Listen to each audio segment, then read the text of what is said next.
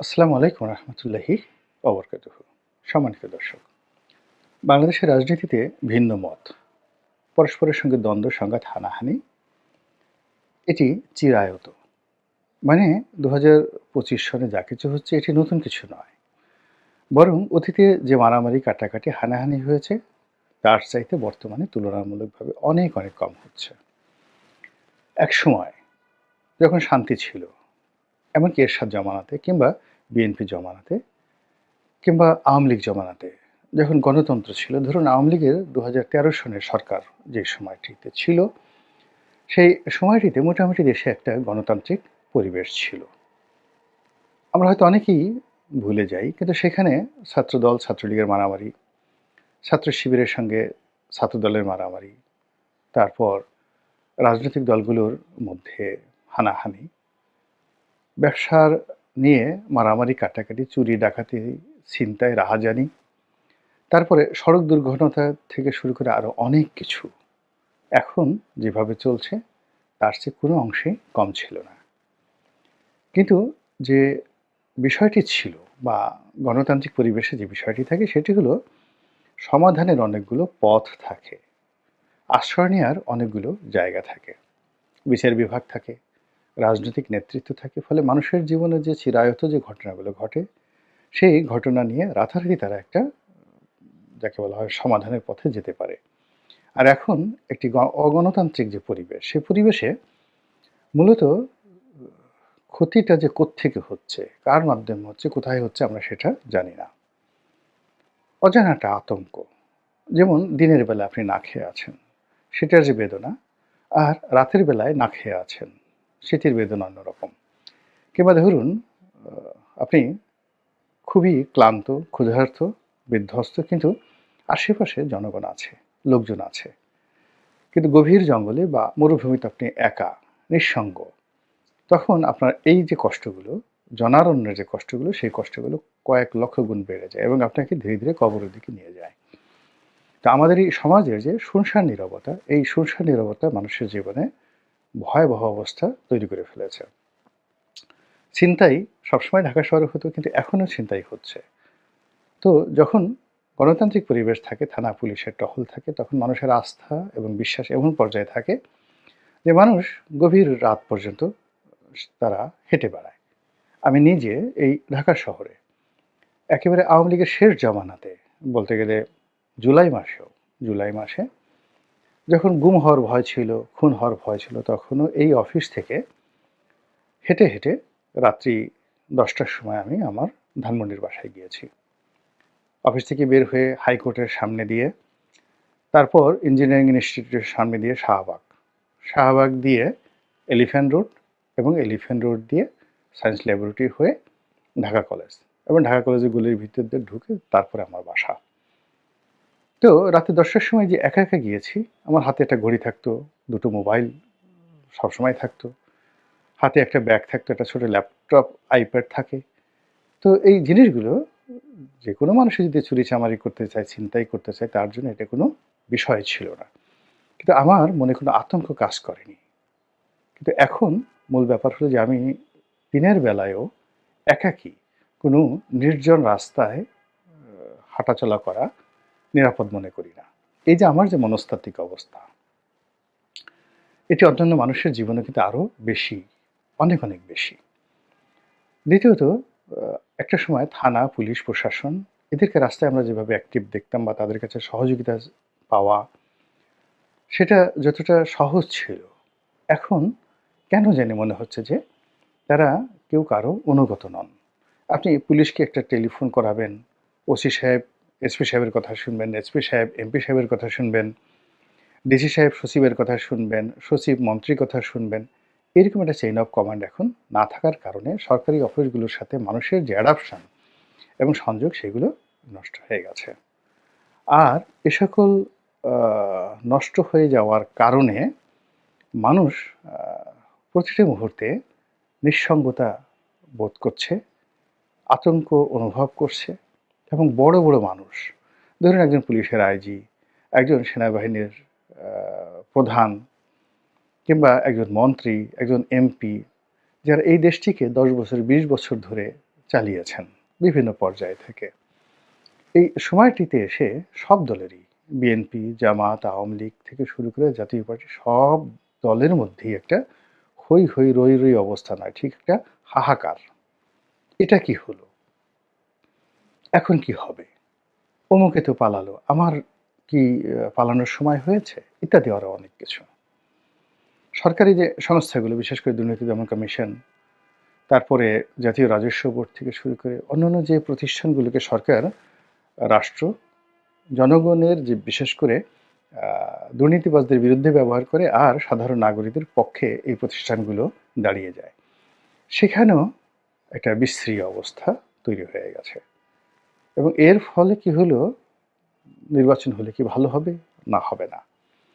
গণতন্ত্র কবে আসবে কি আসবে না? বিএনপি হলে ভালো হবে না জামাত হলে ভালো হবে? আমরা কি তালেবান রাষ্ট্রের দিকে এগুচ্ছি? বাংলাদেশ কি আফগানিস্তান হয়ে যাচ্ছে? এখানে ডোনাল্ড ট্রাম্প কি করবেন? নরেন্দ্র মোদী কি করবেন? শেখ হাসিনা কবে ঢুকে পড়বেন টুস করে? বেগম জিয়া আগামীতে তিনি কি সুস্থ হয়ে বাংলাদেশে এসে রাজনীতির হাল ধরবেন, প্রধানমন্ত্রী হবেন? নাকি তিনি এই যে গেলেন, এটি -2 এর ফর্মুলা বাস্তবায়ন হয়ে গেল? ইত্যাদিতে অনেক কিছু।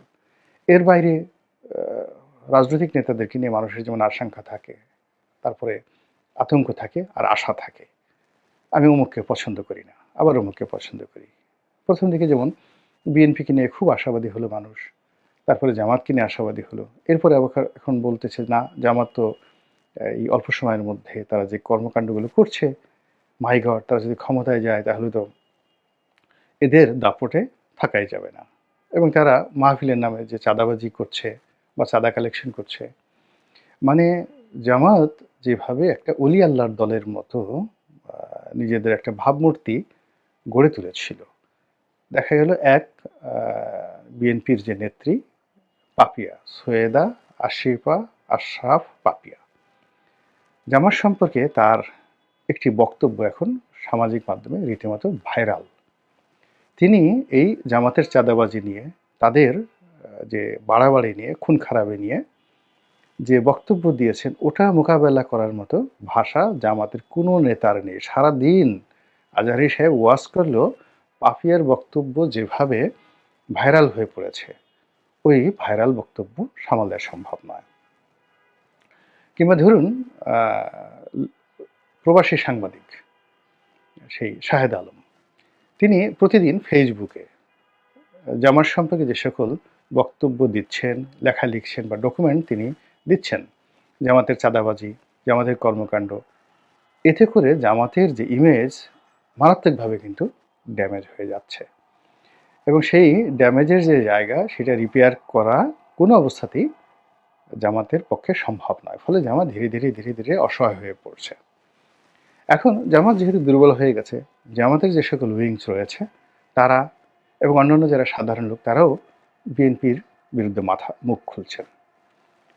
জনপ্রিয় যারা ইউটিউবার রয়েছেন, যাদের কোটি কোটি ভিউ রয়েছে, কোটি কোটি ভিউ রয়েছে, পিনাকির মতো মানুষ, তো তারা প্রথমে অপ্রকাশ্যে, এখন প্রকাশ্যে যে সকল প্রশ্ন বিএনপি সম্পর্কে সামনে তুলে ধরছেন এবং যে সকল কথাবার্তা বলছেন, এতে করে ভীষণ রকম একটা বিভক্তি, রাজনীতির অঙ্গনে একটা বিভক্তি তৈরি হয়েছে এবং বিএনপির জন্য বোঝা হয়ে পড়েছে।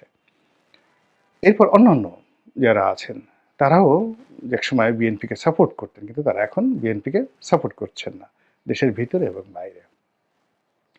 আর বেশ কয়েকজন আওয়ামী বুদ্ধিজীবী, আওয়ামী ইউটিউবার, আওয়ামী বক্তা, তারপরে জামাতি বক্তা, তারা এমন সব বিএনপি সম্পর্কে প্রশ্ন সামনে নিয়ে এসেছেন, যেই প্রশ্নগুলোর জবাব দিতে গেলেও বিপদ, আর জবাব না দিলেও বিপদ।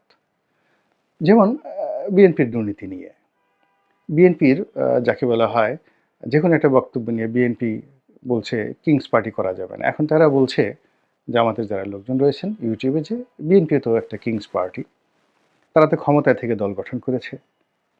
তারপরে তারা বলার চেষ্টা করেছে যে এই যে বিপ্লবের যারা লোকজন রয়েছে, এরা কোনো অবস্থাতে বিএনপির হাতে নিরাপদ না। অর্থাৎ কর্নেল তাহেরকে যেভাবে ফাঁসিতে ঝুলানো হয়েছিল এবং বিপ্লবকে প্রেসিডেন্ট জিয়াউর রহমান ওন করেছিলেন, অথচ তাদের বক্তব্য অনুযায়ী এই বিপ্লবের সঙ্গে, এমনকি 15ই আগস্টের কোনো ঘটনার সঙ্গে অথবা পরবর্তী কর্নেল তাহেরের যে বিপ্লব, সিপাহী জনতার বিপ্লবের সঙ্গে জিয়াউর রহমানের কোনো রকম অংশগ্রহণ ছিল না। তিনি কারাবন্দী ছিলেন বা গৃহবন্দী ছিলেন। তো সেই অবস্থায় তিনি জীবনের ঝুঁকিতে ছিলেন। সাধারণ জনতা তাকে জাস্ট উঠিয়ে এনে নেতা বানিয়ে দিয়েছে এবং তিনি যখনই ক্ষমতা হাতে পেয়েছেন সঙ্গে সঙ্গে বিপ্লবীদের বিরুদ্ধে তিনি অবস্থান নিয়েছেন। একইভাবে 15ই আগস্টের মেজর ডালিম বলেন, অন্যান্য যে সমস্ত লোকজন বলেন, তারাও এই সময়টিতে বিএনপির বিরুদ্ধে উঠে পড়ে লেগেছেন। প্রায় সবাই বিএনপির বিরুদ্ধে কথাবার্তা বলছেন এবং এই কথাবার্তার জবাব দেওয়া, বার্গেনিং করা সম্ভব নয় এবং উচিত হবে না। কিন্তু আল্টিমেটলি কিন্তু রাজনীতিতে যে বিএনপির যে অবস্থান, সেই অবস্থানগুলো প্রশ্নবিদ্ধ হচ্ছে এবং জনগণের মন বিরূপ হয়ে গেছে। তাহলে বোঝার চেষ্টা করুন যে আওয়ামী লীগের গত 15 বছরে যে কুকর্ম, সেই কুকর্মের কারণে বিএনপির শাসন আমলের 2001 থেকে 2006 সনে মানুষের যে ক্রোধ ছিল, ক্ষোভ ছিল এবং বিএনপির দুর্নাম বদনাম ছিল, সেই জিনিসগুলো মানুষ ভুলে গিয়েছিল। হঠাৎ করে এই সময়টিতে এসে 2025-এর জানুয়ারিতে এই বিষয়গুলো আবার সামনে আনা হচ্ছে এবং খুবই কৌশলে। এবং আরও আশ্চর্য ব্যাপার হলো যে 11-র সময় যে সকল বিএনপি নেতা জেলখানাতে ছিলেন, সে সকল নেতারা সেই ডিজিএফআইয়ের কাছে, সেনাবাহিনীর কাছে, পুলিশের কাছে যে সকল স্বীকারোক্তি দিয়েছিলেন, সেই ওবায়দুল কাদেরের মতো করে, সে সকল স্বীকারোক্তি এখন সামনে চলে আসছে এবং চলে আসার কারণে কি হলো, আগে আমরা খুব গর্ব করে বলতাম যে দেখো বিএনপির এই লোকগুলো কত ভালো। শেখ সেলিমকে জাস্ট একটু হুমকি ধামকি দেওয়া হয়েছে, সে গড় করে শেখ হাসিনার বিরুদ্ধে কথা বলে গেছে, ওবায়দুল কাদের বলেছে, আব্দুল জলিল সাহেব বলেছে, কিন্তু সেই তুলনায় বিএনপির যারা লোকজন তারা তো কিছুই বলেনি। কিন্তু এখন যেটা হলো সেটা এই বিএনপির সুসময় যেখানে অনাগত, সেখানে এই বিএনপির অনেক নীতি নির্ধারণের নেতা, তাদের বিভিন্ন বক্তব্য সামাজিক মাধ্যমে ছড়িয়ে পড়েছে, যা কিনা বিএনপির হাইকমান্ডকে রীতিমতো বিব্রত করে ফেলেছে এবং ইমেজ সংকটে ফেলে দিয়েছে।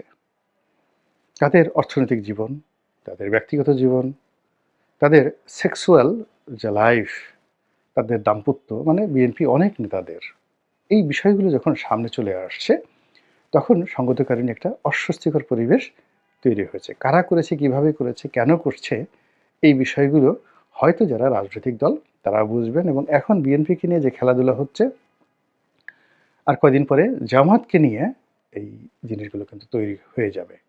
তৈরি হওয়ার পরে পুরো রাজনৈতিক অঙ্গনে যখন একটা সম্ভাবনা গণতন্ত্রের, নির্বাচনের, সেই সম্ভাবনাটা সুদূর পরাহত হয়ে যাবে। মানুষ তখন বলবে এবং আলটিমেটলি বলা শুরু করেছে যে থাকুক না ডক্টর মোহাম্মদ ইউনূস, আরও 5 বছর ক্ষমতায় থাকুক। তো থাকলে কি হবে? যারা এই ক্ষমতার লোভে লালায়িত, ক্ষমতার তৃষ্ণায় যারা পিপাসার্ত, ক্ষমতা লাভের জন্য যারা ক্ষুধার্ত, তারা উন্মাদ হয়ে যাবে, পাগল হয়ে যাবে, সাধারণ জনতার কিছুই হবে না। এই কথাগুলো সামাজিক মাধ্যমে বলাবলি শুরু হয়েছে, যেটা ডিসেম্বর মাসে হয়নি, জানুয়ারি মাসে প্রবলভাবে এই কথাগুলো কিন্তু বলা হচ্ছে। এবং এইগুলো যত বেশি বলা হবে ততই বেশি ডক্টর মোহাম্মদ ইউনূসের গদি শক্তিশালী হবে। সামরিক শাসন বলেন, 111-এর সেনা সমর্থিত শাসন বলেন, আমলাতান্ত্রিক শাসন বলেন, কিংবা দীর্ঘমেয়াদে ডক্টর মোহাম্মদ ইউনূসের টিকে থাকা বলেন, অথবা দেশের যত ক্ষয়ক্ষতি বলেন, সেটা ঘটুক না, কিন্তু পাবলিক যেটা হচ্ছে সেটা হলো পাবলিক সরাসরি নিজে ব্যক্তিগতভাবে ক্ষতিগ্রস্ত না হওয়া পর্যন্ত পাবলিক কিন্তু জনপ্রিয় বিষয়ের সঙ্গে রেসপন্ড করে। অর্থাৎ যে সকল গুজব হয়, তারপরে যে সকল তামসা হয়, যে সকল অনার সৃষ্টি হয়, পাবলিক কিন্তু এগুলো খুব এনজয় করে। এই যে ছাত্ররা মারামারি করছে, যারা সরাসরি এর দ্বারা ক্ষতিগ্রস্ত হচ্ছেন, ধরেন আপনি ওই এলাকাতে যেতে পারছেন না, কিংবা আপনার দোকান বন্ধ বা আপনার একটা ক্ষতি হলো, একমাত্র আপনি কান্নাকাটি করবেন, বাকি হাজার হাজার মানুষ তারা কিন্তু দাঁড়িয়ে দাঁড়িয়ে তামসা দেখবে এবং বলবে ভালোই হচ্ছে, একটু মারামারি দেখতে ভালোই লাগে, এটা শরীরকে বেশ উত্তেজন সৃষ্টি করে, আবার কবে হবে মারামারি, কবে হবে। এবং গ্রাম অঞ্চলে আমরা ছোটোকালে দেখেছি যে দুই পরিবারের মধ্যে ঝগড়া লাগতো বা দুই গ্রামের মধ্যে ঝগড়া লাগতো, ছোটো ছোটো শিশুরা এই ঝগড়া যেন দীর্ঘমেয়াদে থাকে, তারা গিয়ে সিকা নাড়তো। তাদের মধ্যে একটা প্রচলিত ধারণা ছিল যে সিকা নাড়ানো হলে ঝগড়া বন্ধ হয় না। তো সিকা হলো ওই যে পাটের তৈরি বা বিভিন্ন যাকে বলে অনেকে ওই কলার যে ডালপালা আছে সেটার যে আঁশ সেটি দিয়ে এক ধরনের ফাঁদ তৈরি করা হতো, যেগুলোকে সিকা বলা হতো, যেখানে গ্রাম অঞ্চলে ওই সিকার উপরে হাঁড়ি পাতিল সে টানিয়ে রাখা হতো যেন ইঁদুর তারপরে শেষে বিড়াল ওই খাবারগুলো খেতে না পারে। তো এগুলো বাচ্চারা গিয়ে, এমনকি বুড়া বুড়া মানুষ গেলে সেই শিকার না হতো, যেন ঝগড়া বন্ধ না হয়। এবং ঝগড়ার সময় মহিলারা পুরুষরা তারা অনেক সময় রাগে উলঙ্গ হয়ে যেত, একে অপরের লজ্জাস্থান দেখিয়ে দিত, তারপরে টুকটাক মারামারিও করতো এবং সেই মারামারি করার পর কান্নাকাটি করতো। এগুলো দেখে মানুষজন খুব আনন্দ পেত। তো এটা আমাদের রক্তের মধ্যে মিশে আছে। ফলে এই যে সমাজে যে বিশৃঙ্খলা, সেই বিশৃঙ্খলাও কিন্তু অনেক মানুষকে বিনোদন দিচ্ছে। রাজনৈতিক দলগুলো যদি এই বিষয়গুলো বিশ্লেষণ করে যত বেশি তারা যাকে বলা হয় সতর্ক হবেন এবং প্রস্তুতি নেবেন, ততই তাদের জন্য, আমাদের সকলের জন্য কল্যাণ বয়ে নিয়ে আসবে। আল্লাহ আমাদের সবাইকে হেদায়েত দান করুন এবং হেফাজত করুন। আসসালামু আলাইকুম ওয়া রাহমাতুল্লাহি ওয়া বারাকাতুহু।